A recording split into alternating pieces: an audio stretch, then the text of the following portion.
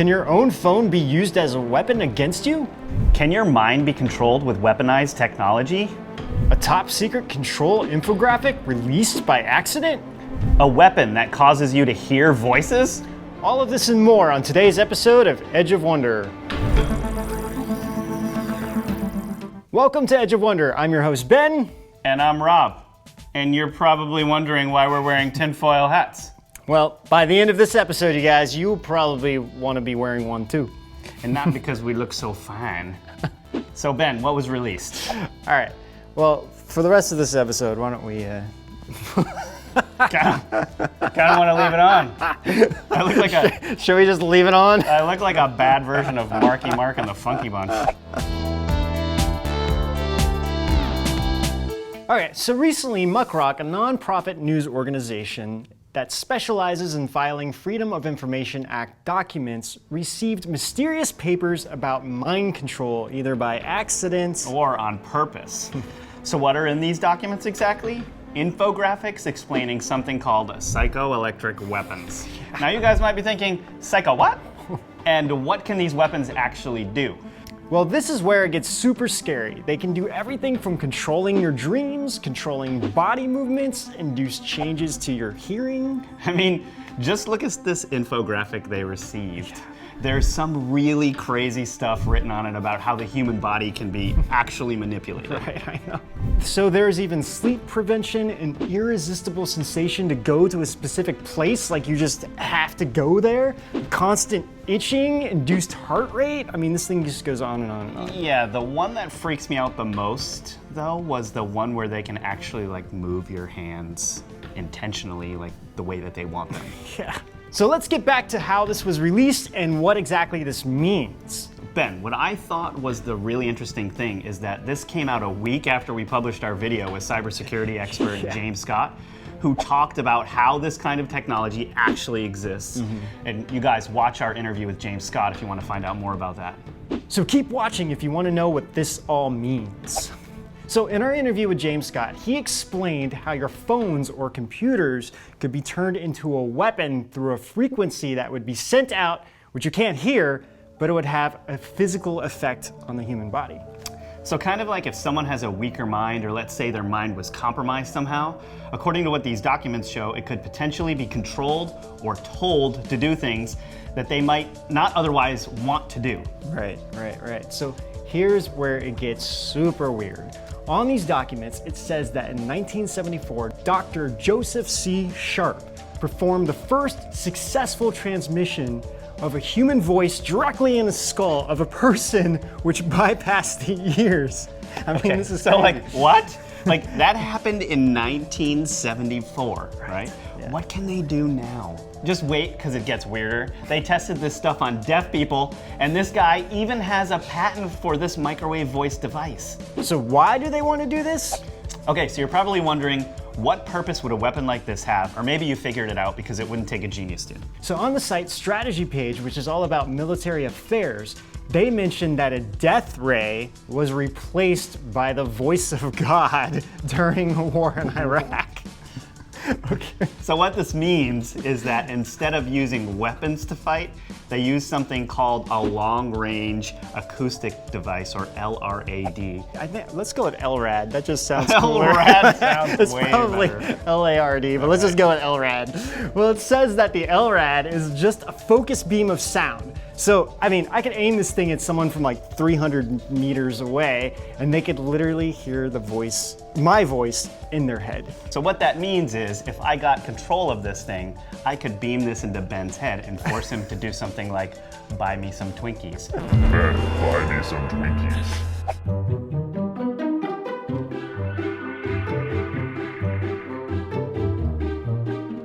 Okay, so it gets even better. They said that the Navy was using this thing to actually tell ships to move out of the way, and then on the receiving end, these people would become terrified because they would hear this voice. So what Ben is saying is, They had the voice of God, and they were using it to tell ships to get out of the way. Leave it to the Americans to find such an innovative use of the voice of God.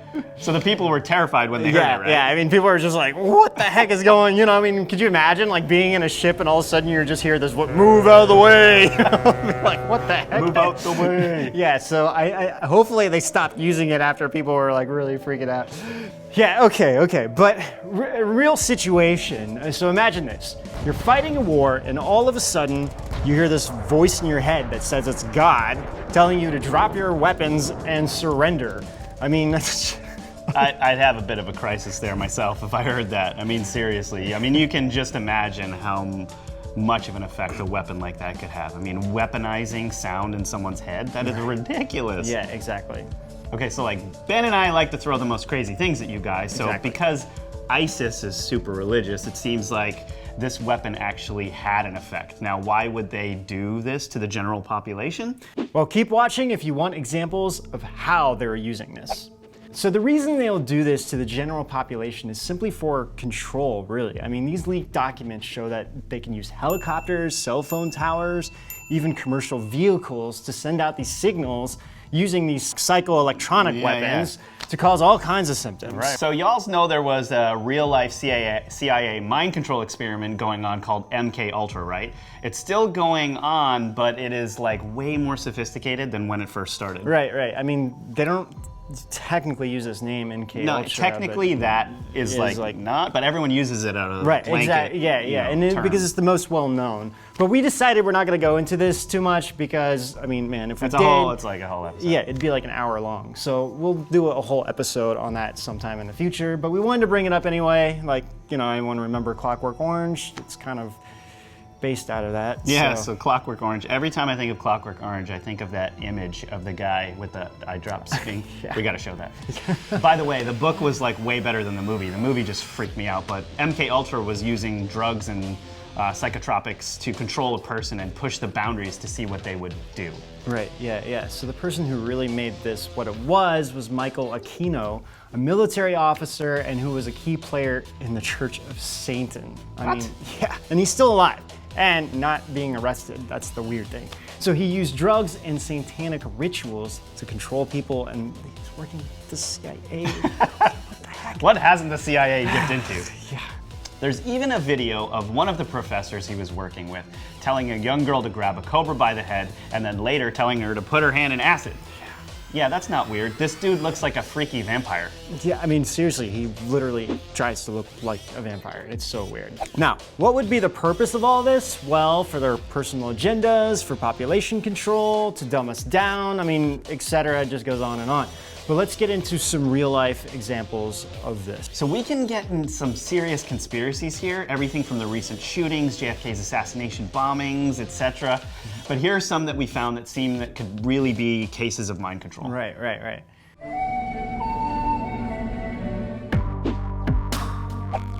So let's start with Aaron Alexis, the Navy Yard shooter who killed 12 people in DC in 2013.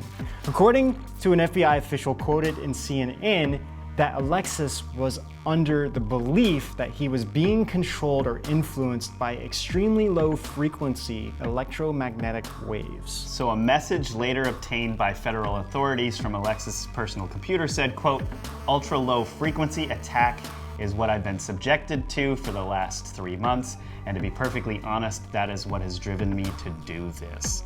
Okay, so wait, let me just say that before we go further, we're not making an excuse for these people. We're just telling you what we found and what these people said. Okay, Ben, go ahead. Exactly. So there's more. Myron May shot and injured 3 people on the campus of Florida State University in 2014 and was killed by responding officers. So before the event, he had become increasingly anxious that he was under government surveillance and heard voices in his head.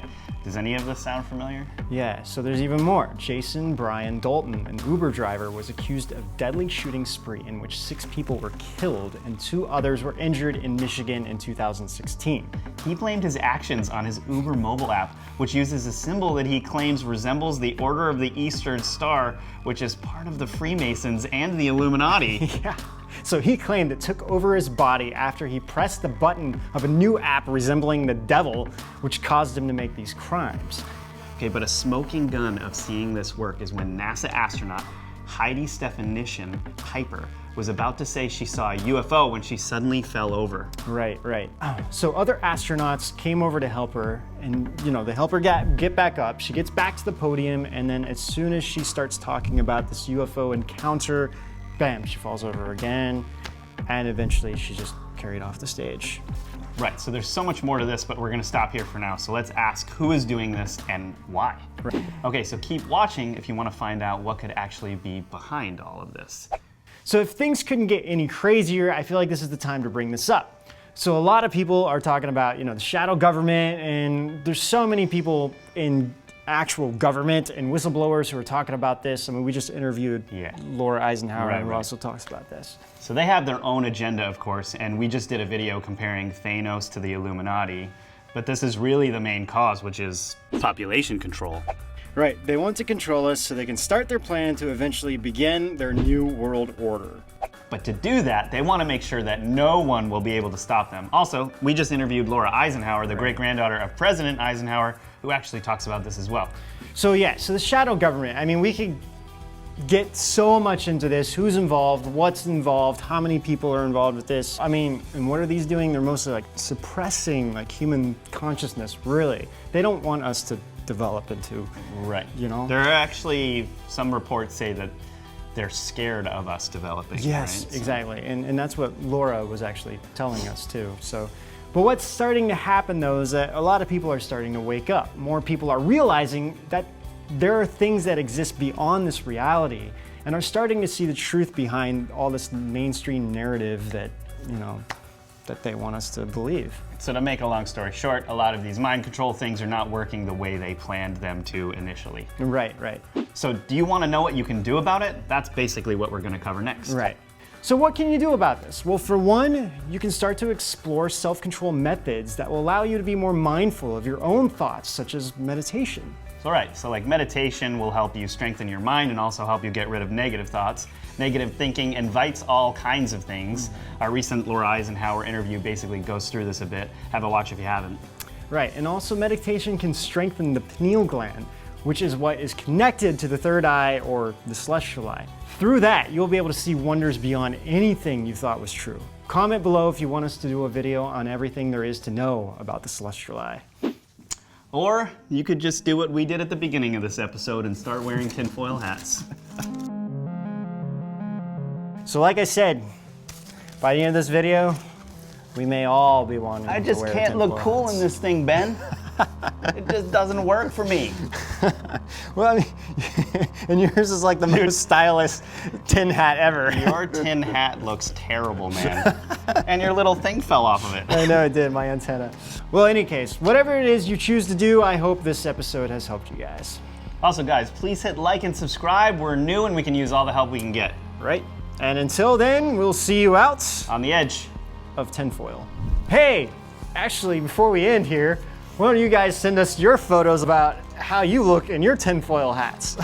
And when you do post your image of the tinfoil hat, make sure you hashtag it tinfoilben and hashtag the edge of tinfoil. We'll be on the lookout for you guys.